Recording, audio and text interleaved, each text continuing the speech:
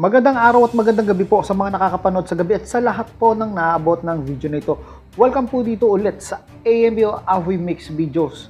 Nakaraan po yung huling upload natin ay tungkol po yun dun sa eroplano na Warthog. Ngayon po mainit yung usapin tungkol sa pagbili ng nitong natin ng mga Pilipino o ng Pilipinas sa balak na pagbili ng Typhoon missile system. So alamin po natin na itong tungkol dito sa Typhoon missile system na upload itong video to ay upload po ni Crooks, no? So tingnan po natin itong video na ito kung bakit ba kinakatakutan ito ng China, no? Bakit ba ayaw nila magkaroon tayo nito, no? Sa kabila nung wala naman dapat silang ipangamba sapagkat tayo dumedepensa lang at may karapatan po tayo na magkaroon nito kung sila ay isang bansa na gusto nilang maging powerful, ay hindi natin sila pinakikialamanan, bakit tayo ay pinakikialamanan nila at mukhang takot sila dito sa missile na to. Ano nga ba ito? So ito po ang video ni Crooks at sama-sama po natin na bigyan ng isang reaction at komento, no? Mag-comment po kayo sa comment box tungkol sa missile na ito na tinatawag na Typhoon, no? Ang alam ko kasi ito ay dalawang klase ang pwedeng ibala dito. Yun ay yung tinatawag na Missile 6 o yung MS-6 na may 500 km o 310 nautical miles. At ito po ay pasok na pasok dun sa 200, no? Lampas pa. Kaya ito po yung ating ina-acquire. At isa pang pwedeng ibala dito sa launcher ng Typhoon ay yung Tomahawk. At ito po ay tinatawag na land attack missile na may 1,600 km hanggang o equivalent dun sa 860 nautical mile. Ito po ay pasok na pasok sa land area o yung mainland China. Yun ang siguro dahilan kung bakit takot at talagang kinokontra tayo ng China na bilhin to. So ito na po yung video ni Crooks. Play na po natin.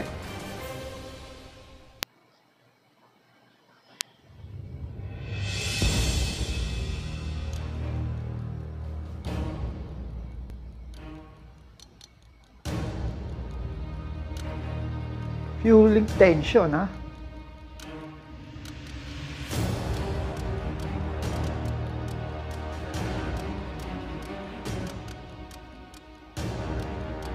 Balak pa lang.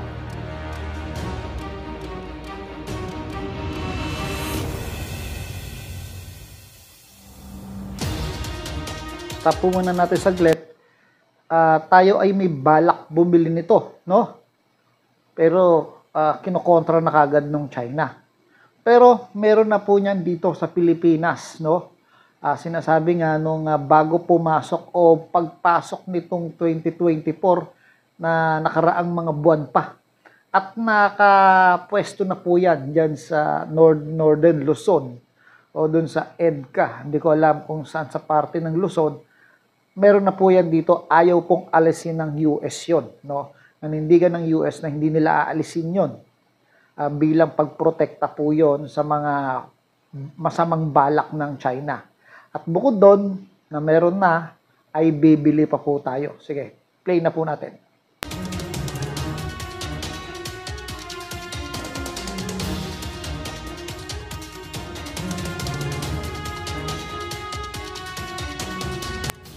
Philippine Army Chief said the Typhoon feasibility and functionality fits in our concept of archipelagic defense implementation. Tama, fit na fit talaga yan.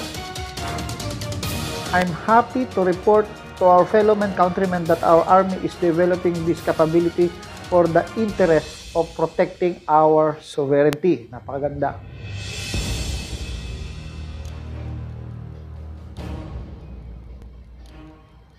Total cost.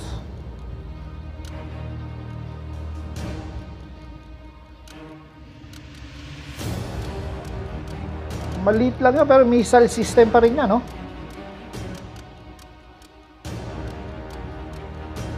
Ito yung BrahMos. Matagal na tayo meron na ito. Meron na tayo ito from India.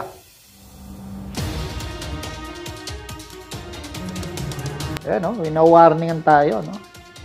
Wala ba tayong karapatan na magpalakas ng ating depensa? Bakit? Dahil ayaw nila, dahil yung kanilang mga masamang balak magiging mahirap. So ito po yun, no? We have made clear the opposition more than once. Let me stress again that the Philippines is bringing in the strategic belief. 是配合域外势力制造地区紧张对立，挑动地缘对抗和军备竞赛的挑衅和危险举动，是对本国。 Sandali lang po, no? Sabi niya, provocative. Hindi ba yung sila yung provocative at binabaligtad tayo? Di ba? Kasi yung report na yan, na papanood ng mga Chinese, no? Yung mga Chinese doon sa kanilang bansa na hindi naman nakakalabas ng kanilang bansa at limited yung information na totoo. Kaya ginagalit nila yung kanilang mga citizen.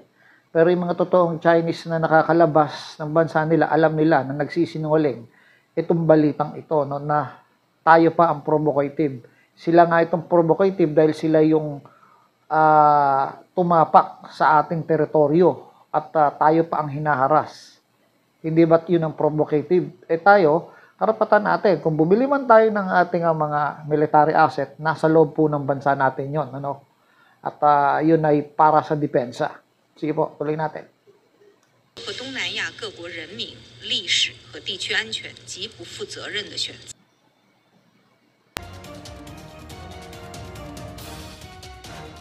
Sabi nila dito, the region need peace and prosperity, not missiles. Pero nagtayo sila ng mga missiles doon sa dito sa West Philippine Sea, no? Dito sa Spratly, naglagay sila diyan. At naglagay sila ng mga military navy, no? Na dapat Coast Guard lang. At hinaharas nila yung mga kapitbahay, kagaya nating mga Pilipino. Tapos sasabihin nila, need peace, not missile. Ewan ko kung sino pang maniniwala sa kanila. 本地区需要和平与繁荣，不需要中党和对抗。我们再次敦促非方正视地区国家和人民呼声，尽早纠正错误做法，按照此前公开承诺，尽快撤走低风中导系统。 不要在错误的道路上越走越远。 Grabe talaga, ano? Grabe sila magsalita, ano? Tayo pa, ano? Ang natakot nila na agad alisin. Tingnan natin. Ранее в ходе учения США уже отработали переброску ракетных комплексов. Ay tayo, ano, no? Sinabi ni Putin. Ayan, no? The United States has already practiced the transfer of Typhoon missile system from its territory to Denmark and the Philippines. So, aware dito si Putin, Vladimir Putin. So, kita nyo, lumalaki yung usapin. Со своей территории в Данию и на Филиппины. Такая ситуация напоминает собой. The situation is reminiscent of the Cold War. So, inaalala nito yung Cold War event associated with the deployment of American Эти времен холодной войны, связанные с размещением в Европе американских першингов. Ракет. Kakampi kasi ng China to sa ngayon.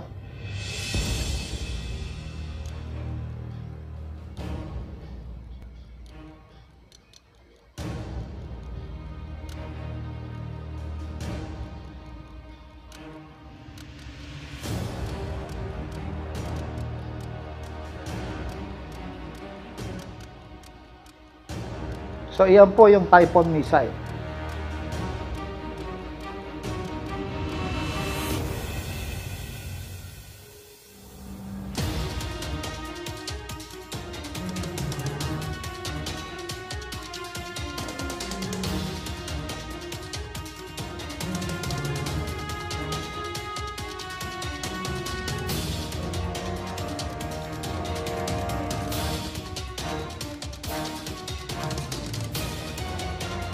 Yun yung dalawang klase.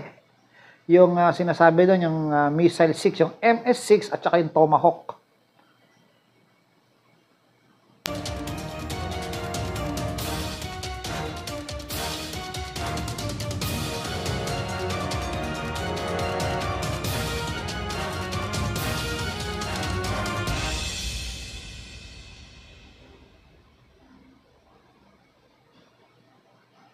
So, galing. Hindi niya sasabihin kung saan at kung kailan.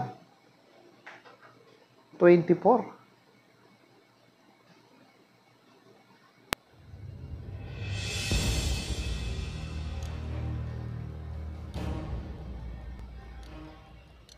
Kasi bina-violate nila yung UNCLOS eh. So, dapat lang talaga malintikan yung mga yan.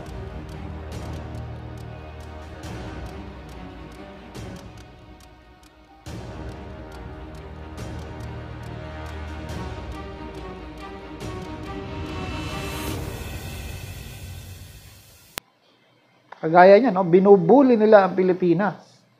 Yan po ay barko ng BIFAR, yung maliit. Ano? So, binabangga. Wino-water cannon. Yan po ang tinatawag na provocative. Hindi yung pag-acquire natin ng missile. Tayo po ay nadadala lang dahil sa mga pananakop ng dayuhan dati. Kaya naman tayo gumagawa ng paraan para hindi na maulit yon. At tayo, wawarningan tayo ng China. Naku po.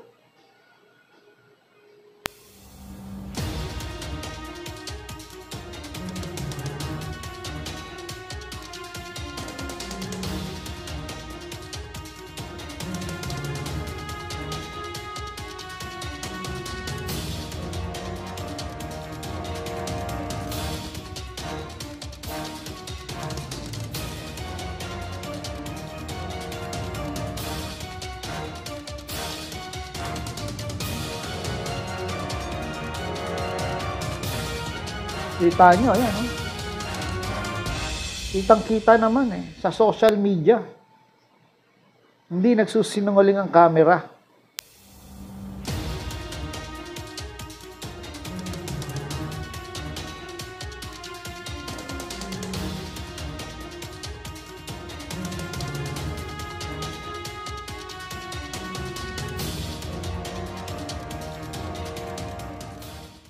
So, yun po, no?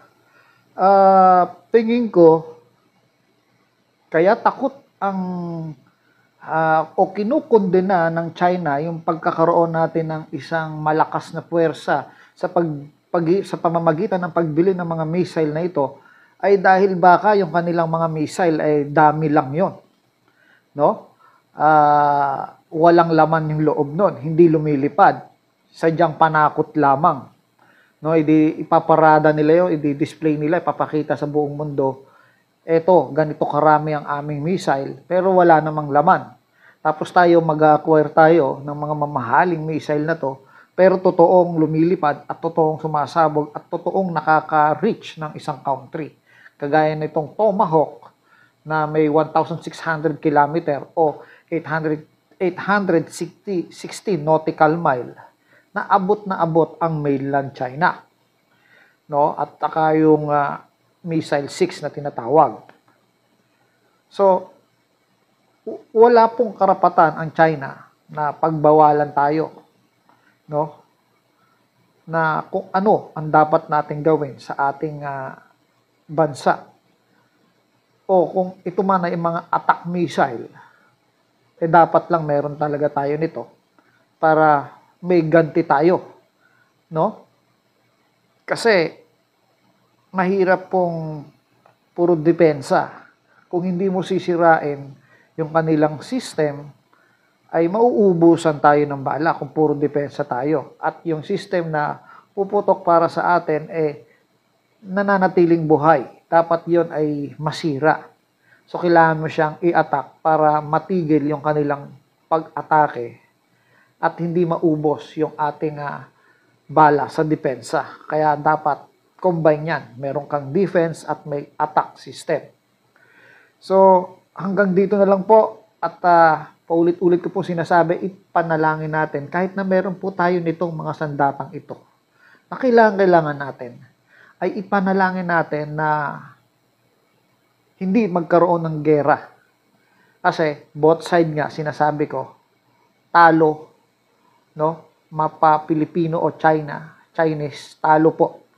Nadadamay yung mga hindi dapat madamay dahil lang sa mga ideolohiya na sakim, no, makasarili.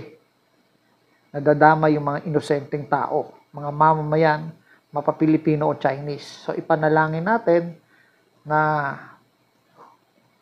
huwag nang humantong pa sa gera itong hidwaan ng Pilipinas at saka China o China at saka ng Taiwan.